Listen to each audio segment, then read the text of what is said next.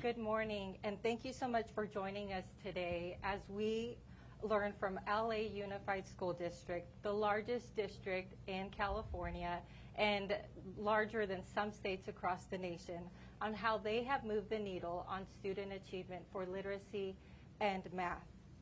I'm Dr. Bonnie Garcia, California State Literacy Co-Director, and I'm honored to be able to introduce a true advocate for improving academic and lifelong outcomes across California, and doing so by prioritizing the knowledge and the skills that our students have in both literacy, biliteracy, and math. Please join me in welcoming State Superintendent of Public Instruction, Mr. Tony Thurmond. Thank you, Dr. Garcia. Good day to you wherever you are. Thank you for joining us. We are here live on the campus of Maywood Elementary School, an incredible magnet school, record-achieving, award-winning magnet school that prioritizes computer science education for their students. As you heard in the opening from Dr. Garcia, our conversation is one about student achievement. And we want to magnify and highlight the incredible success that the students are achieving here in Los Angeles Unified School District.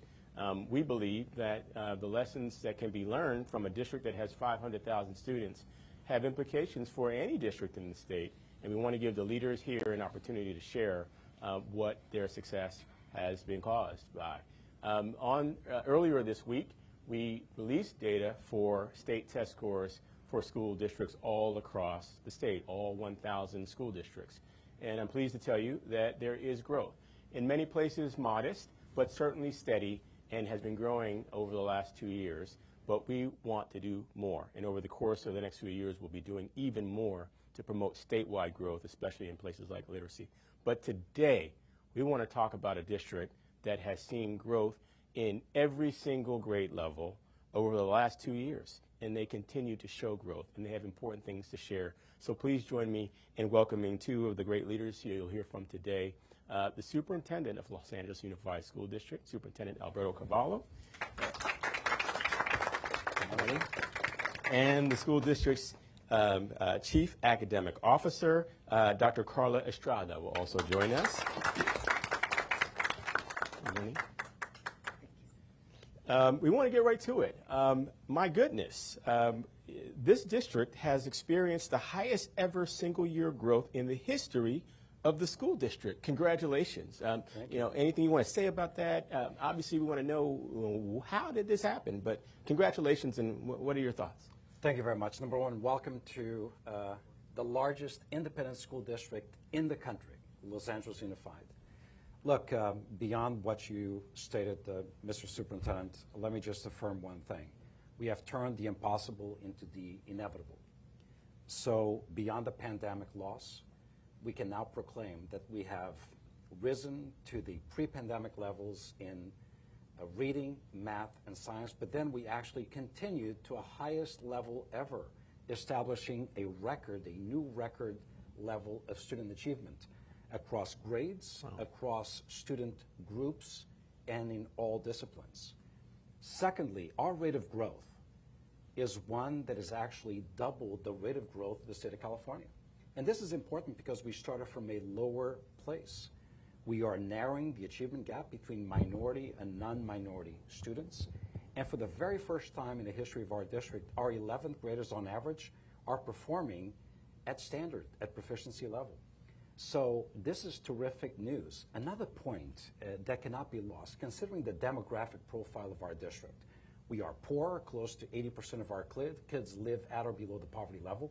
We are much more diverse than the state of California, and quite frankly, more diverse and poorer than most large urban districts across America.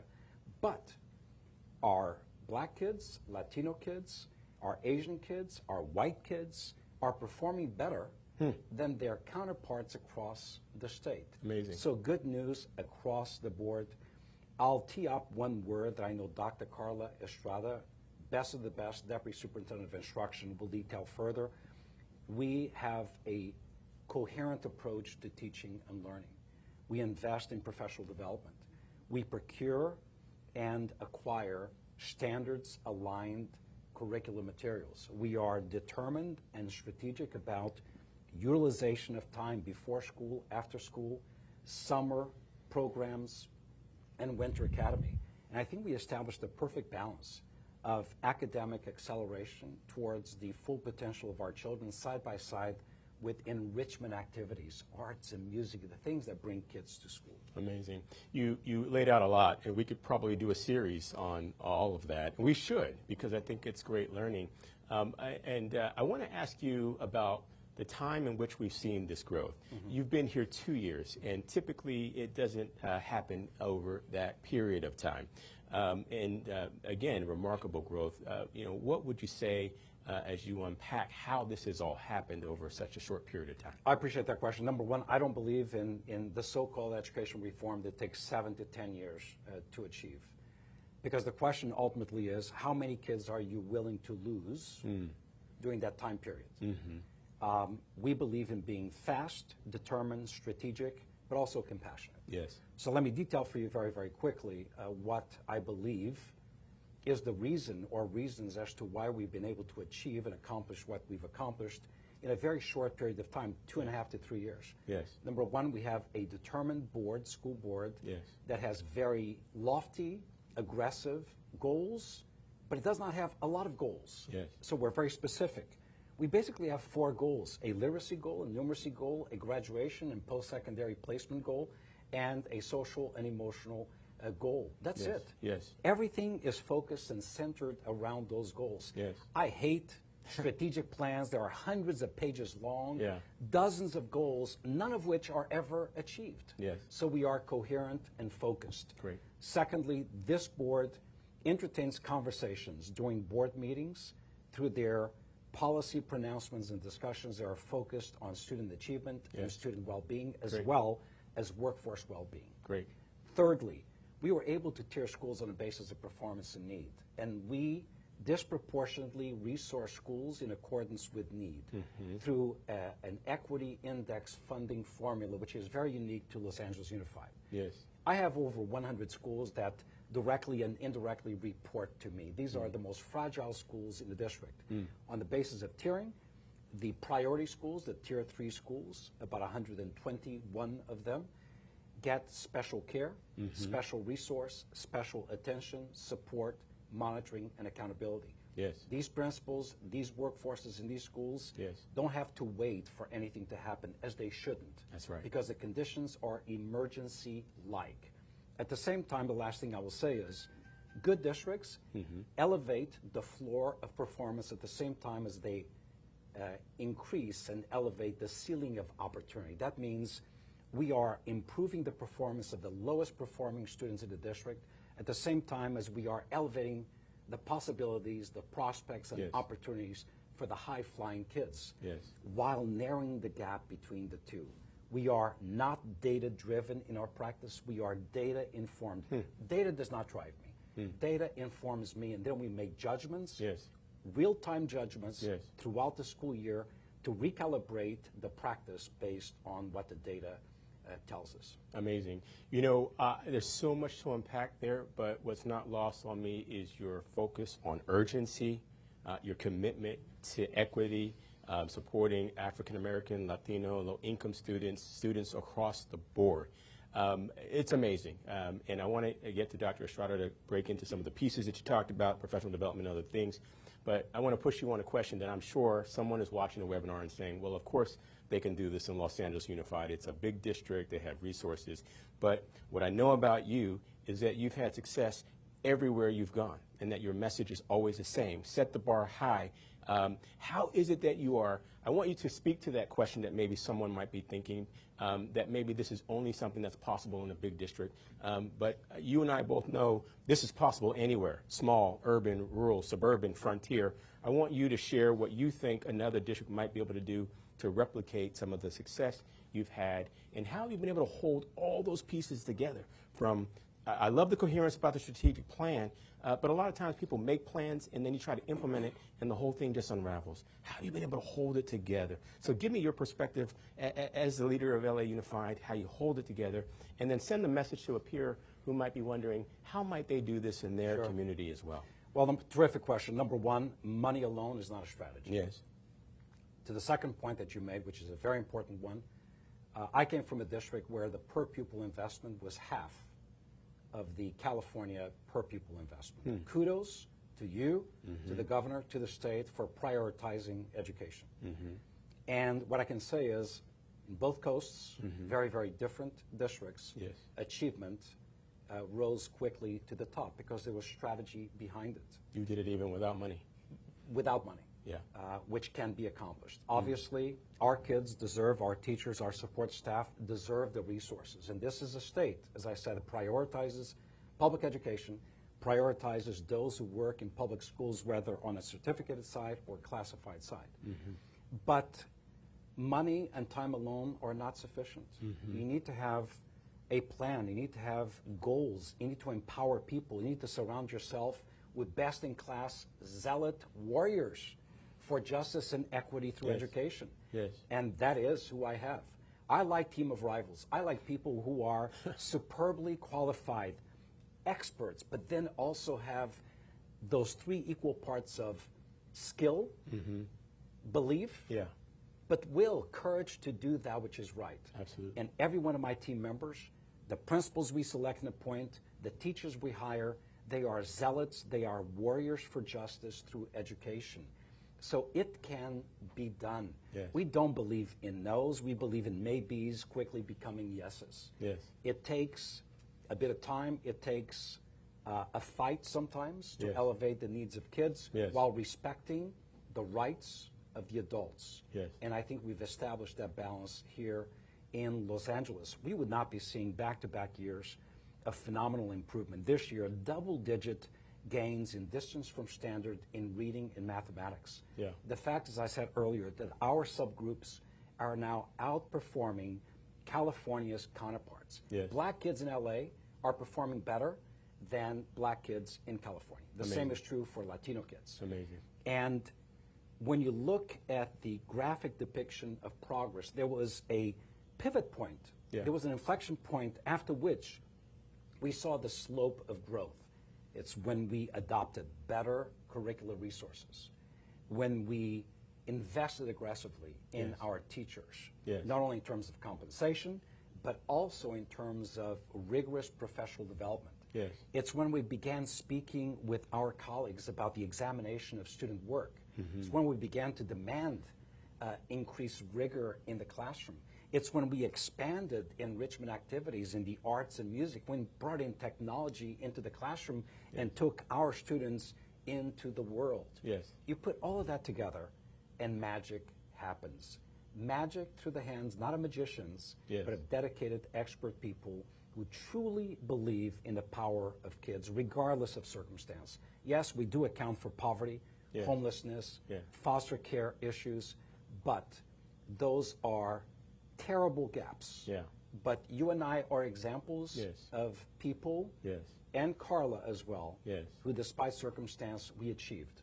If we achieved, there's no reason whatsoever as to why any kid in the state of California cannot become the next state superintendent of education or the next deputy superintendent of instruction in our communities. It's amazing. You're jumping out of your seat to really promote the urgency, and you are demonstrating what leadership means to help effectuate change for all students and to do it in an urgent way. We're going to take you on a TED Talk and take the show on the road so you can tell everybody how to do that. Dr. Estrada, we'd love to get your perspective here.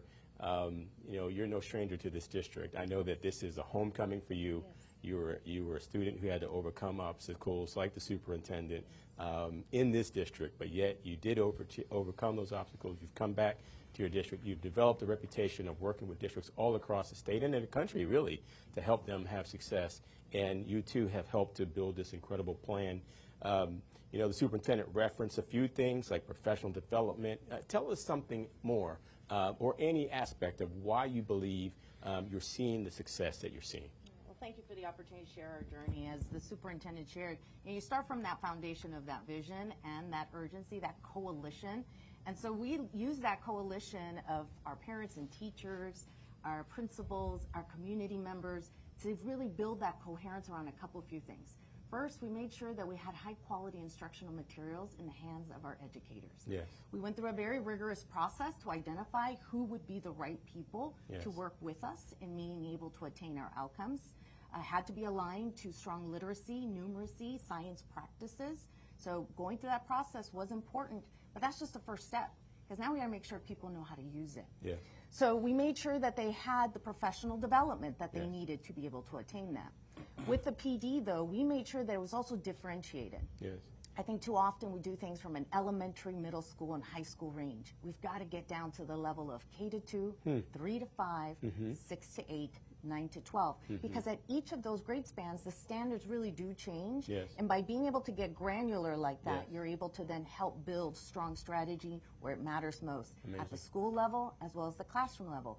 Then you create those opportunities where they can go individual, grade level planning, co-planning, being able to understand student work samples. Yes. That type of professional development is the work that we've been doing and we continue to do. Amazing. We know that feedback from our educators matter, and they let us know what's working for them I and bet they what's do. not. I bet they do. But that's our job. Our job is to adapt. Yes. But you have to stay consistent to, as the superintendent said, what's the vision? Yes. And that's an ongoing balance, but the great thing is, as I said to you, we're all starting from a common hope for our kids. Yes. We don't have to fight about that. We're very clear about where we stand.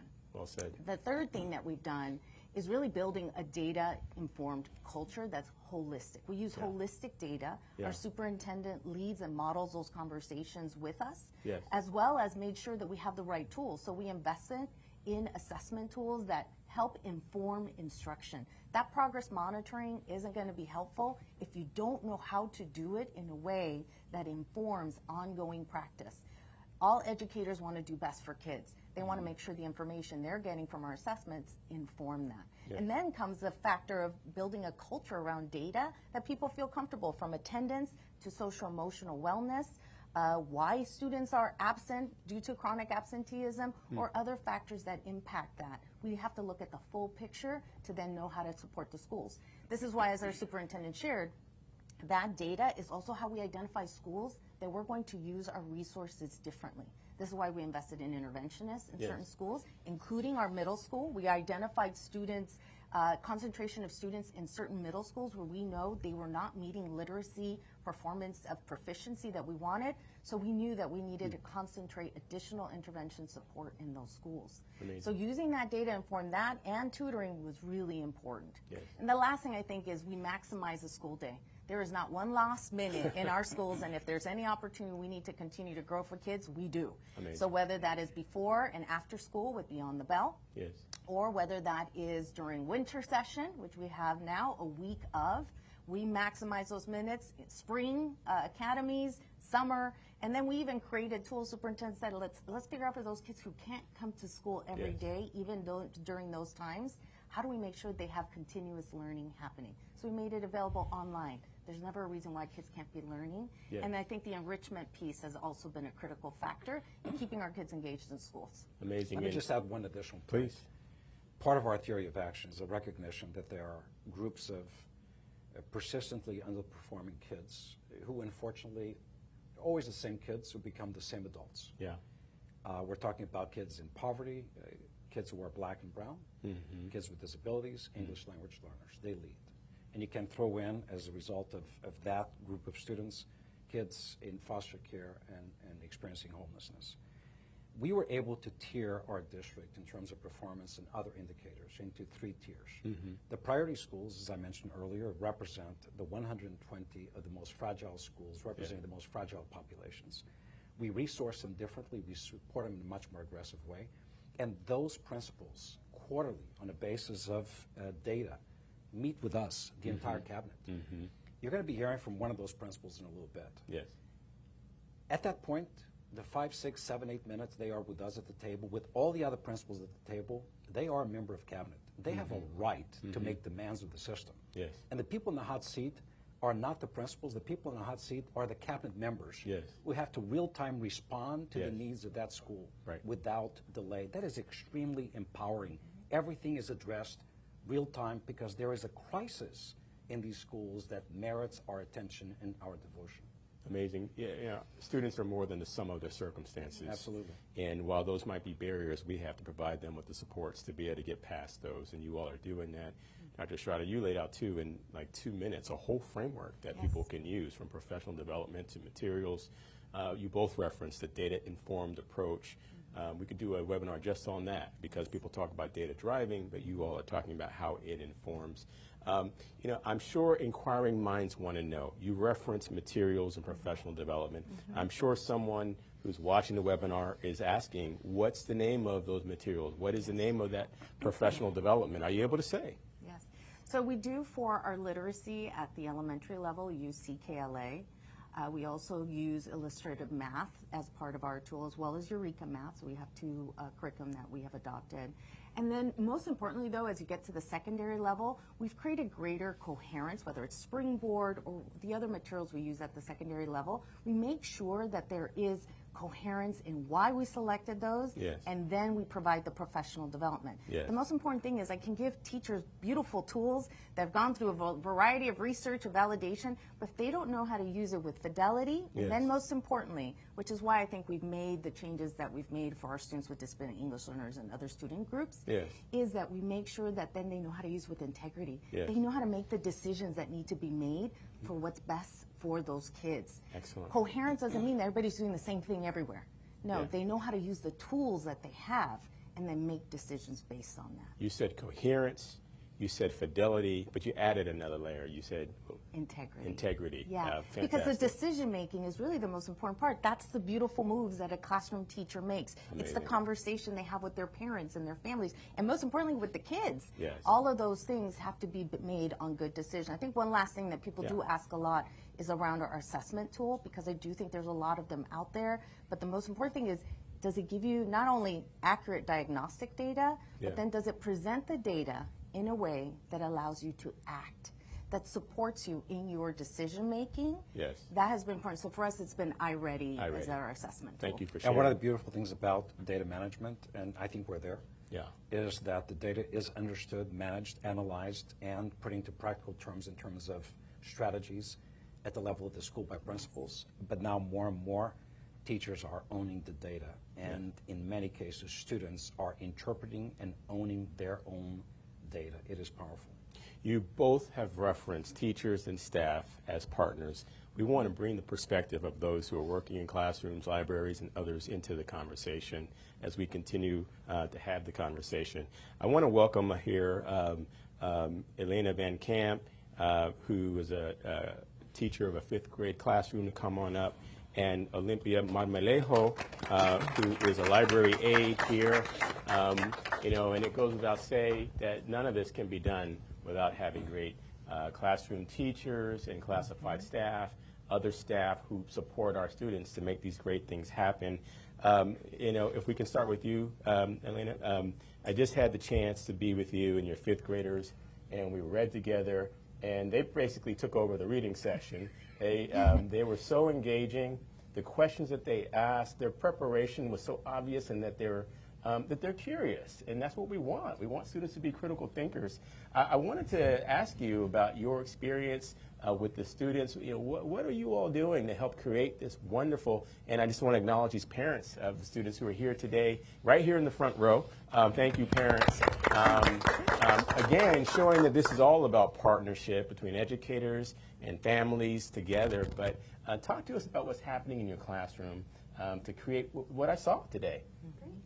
Well, first of all, I just want to say that I'm very honored to be here representing the Maywood community. This is a community that I'm very proud to work for and with, and working with the students here is truly my life's work.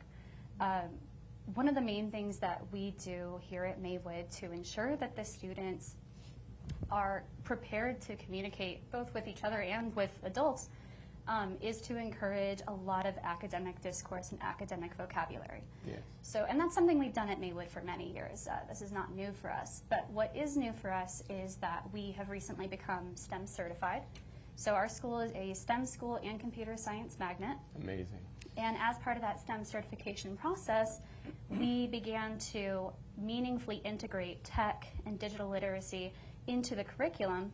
And as a part of the STEM certification process, they specifically asked, can you show us and can you demonstrate that you are creating interdisciplinary units? Yes. So as we developed those units, students started to see the same academic vocabulary used in science, and then again in math, and then again in language arts. And studies show that the more you are exposed to academic vocabulary in different contexts, the more robust your acquisition of that vocabulary will be. So I think we really see the dividends of that interdisciplinary approach here at Maywood in their writing. You can see their ability to express themselves clearly, to sequence their thoughts, to apply their academic vocabulary and discourse in a written form as well as an oral form, as you saw. That's amazing. We know that writing supports reading, and I love that you were focused on academic vocabulary. Can I ask you a little bit about reading, and if there's anything that you might point to that you think is supporting the students around literacy? And I have to say, again, I was impressed, one, with their courage and their willingness to read out loud. Two, that when I asked them how they felt about reading, almost every student pulled a book out of their drawer and said, here's what I'm reading. And that means that they're developing a love for reading. That's kudos to you and to their families, that you're reinforcing and developing a love for their reading. And that they were helping each other. You know, if a student struggled with words, the class was helping each other, gently helping to sound out the words. Anything else that you want to add about how you all are approaching literacy that's helping? Absolutely. So there's a couple of things we're doing to approach literacy. The first thing is our school-wide system of AR. All the parents will know, all the students will know. We really encourage students to read because the more you practice, the better you get. Yes. And that's all there is to it. Yeah. But of course, we also want to make sure that students are supported in learning to read. So what we do is we, as a staff, go through what's known as the PDSA cycle, pardon me, the Plan, Do, Study, Act. So as a grade level and as a staff, we first have to plan what our approach is going to be, pardon me, by looking at the standards. What are the students expected to know? What should they be able to do by the end of, in my case, 5th grade, right? Yes. And then we backwards plan from there. What that means is, okay, we know the goal, now how are we going to get there? Then, of course, we go into the classroom, we execute the plan, we teach the students, but then we collect artifacts of student work, formative assessments. Those could be exit tickets, those could be iReady assessments, those could be, pardon me, interim assessments, which we call IABs. We want to make sure, though, that we not only collect the data, but also the written work, so that we have something to analyze when we come back as a grade level. And that brings us to the third step, which is study. We then study the data, we see what the students know, what they don't know, and that gives us the power to act. Act is the 4th step. When we act on the data, we want to make sure that we are now differentiating our instruction based on the results of what we analyzed. That means that we remediate in a timely manner. The more timely, the better. And we also enrich for those students who have already demonstrated mastery of the standards. We want to make sure that we're moving them to an even higher level. Amazing. Plan, do, study, act. Love the framework, and want to come back and talk more about what's happening with the components that deal with STEAM and computer science. Really great stuff. Olympia, I would like to ask you, in your role as library aide, tell us about what your experience is like with the students and what kind of things are you helping them with? Thank you so much for asking that question. Thank you. I'm so happy to be sharing about our students. I'm actually a former Maywood Elementary student. Hey. I grew up in the community, and after graduating from university, I was hired by Ms. Garcia to work here in the library. I've been here for 4 years, and I just love the culture of reading that we are cultivating here. I believe that it has really impacted the students in making connections between what they're learning in the classroom and what they are seeking here in the library. Here at Maywood, we try to prepare the students for the world to become future citizens that can contribute back, and I think that they are expressing this eagerness to, as you mentioned, read and demonstrate how these books and these resources that we are providing for them are really benefiting them. Thank you. And I think Ms. Marmolejo is being a little bit humble, because I can tell you I have never seen the library as organized, as welcoming, as kid-friendly as I've seen it in her tenure here. She also taught all the students how to use Sora, which is an app that allows students to access books from home through the public library system. The kids have never had this comprehensive of access to literary materials as they've had under Ms. Marmolejo. So we really value your work. An unsolicited testimonial. Thank you, Ms. Marmolejo, for that. So you were asking earlier about, how is it happening at Los Angeles Unified? Yeah. That's the reason. There you go. That's there the you reason. go. There you go. Thank you for coming back to Maywood, and thank you, Ms. Garcia, for making that great hire. Are you also working with students on some aspects of technology? Is that something that you find yourself doing, and is there anything that you might want to share there? Yes, of course. Here, as Ms. Van Kamp has mentioned, I'm a really big advocate of Sora. Sora is this new online platform that LAUSD has partnered with the public libraries of the area.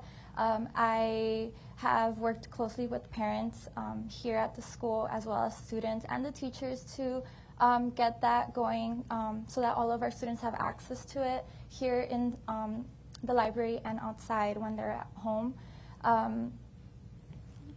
That's really great stuff. Can we get a big round of applause for Ms. Marmolejo and Ms. Van Kamp? We could not do any of this without the work that you all do and that your colleagues do, and we're grateful for it. We want to keep learning more about it, and just wanted to make sure you get your shout out, because none of this will happen without the work that classroom staff do, our classified staff do, that those who work in nutrition programs and custodians, everyone has a hand in supporting the development of our young people. We want you to stick around, and we'd like to bring into the conversation some of the policymakers who also have had a hand, and you can jump in at any time if there's anything more that you want to add. And so we'd like to bring up a few policymakers who can help us continue the conversation. We're honored today to have a longtime teacher and educator and now school board president here, President Scott Schmerelsman, to join the conversation. And Thank you. we know that there are many principals here today. Big shout out to our principals who are doing incredible work. Today we have the honor, and thank you, Principal Garcia, for having us here. We want to bring up from Logan Academy, the principal there, Amy Uyashima. Welcome, welcome. I'm sure you all have been following this conversation. We want you to jump in with your thoughts and perspectives. I'm sure you have ideas, but President Schmerelsman, let me start with you.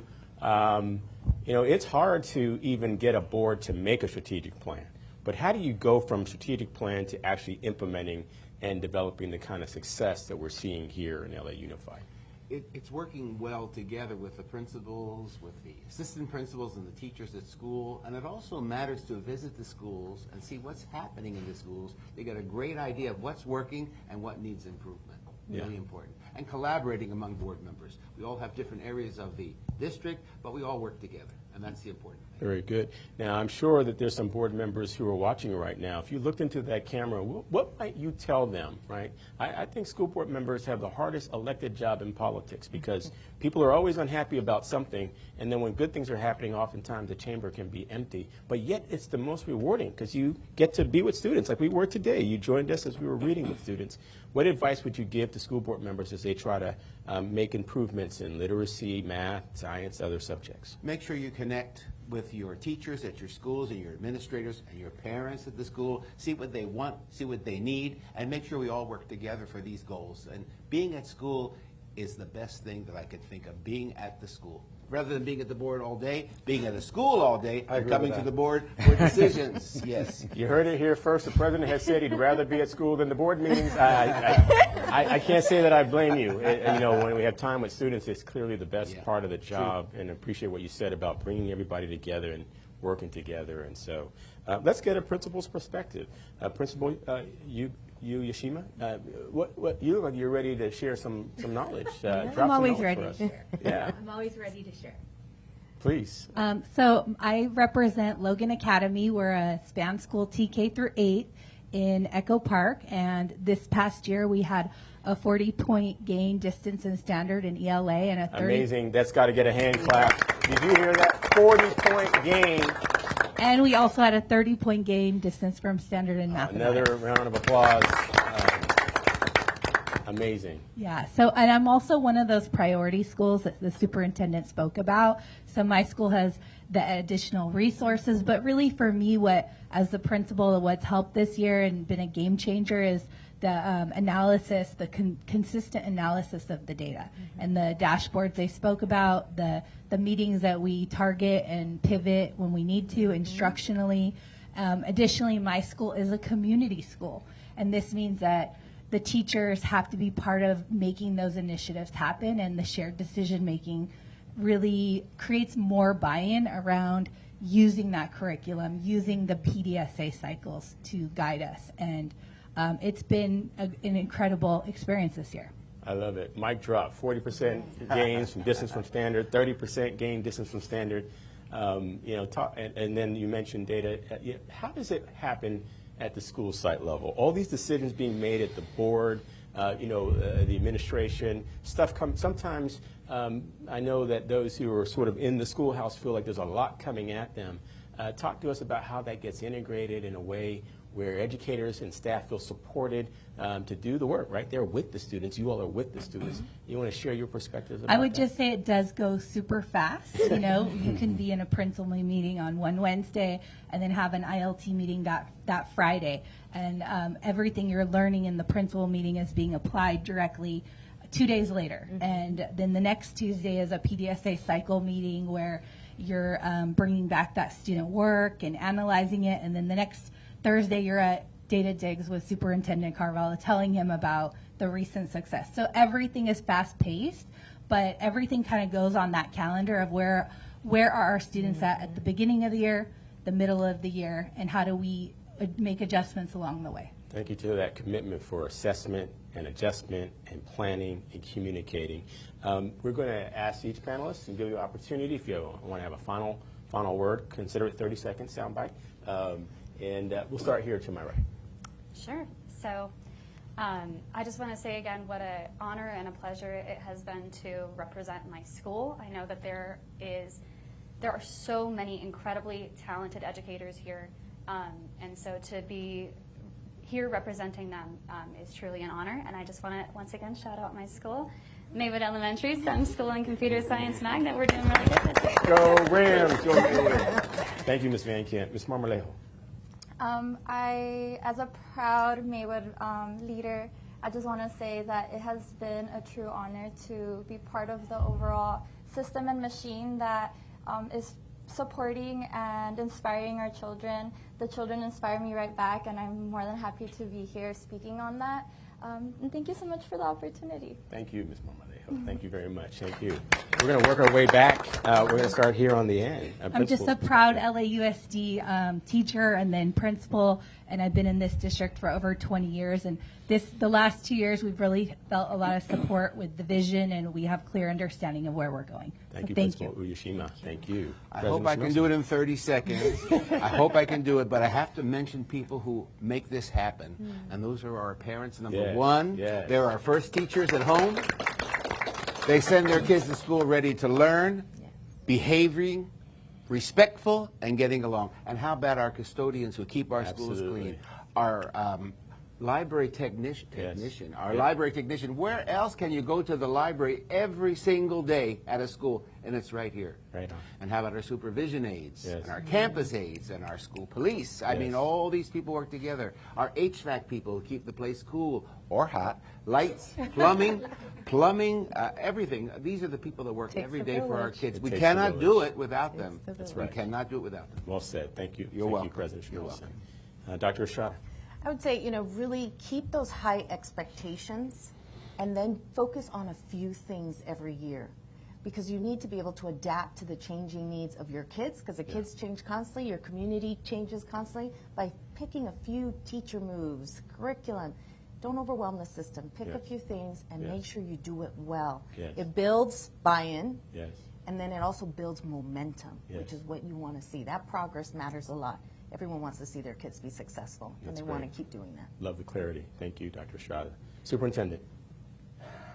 As an American by choice, not by chance, as an immigrant to this country, education saved me and made me, much like it saved you and made you. Yes. You grew up on government cheese, I've heard you speak about. I grew up at one point living under a bridge. Education saved me and made me.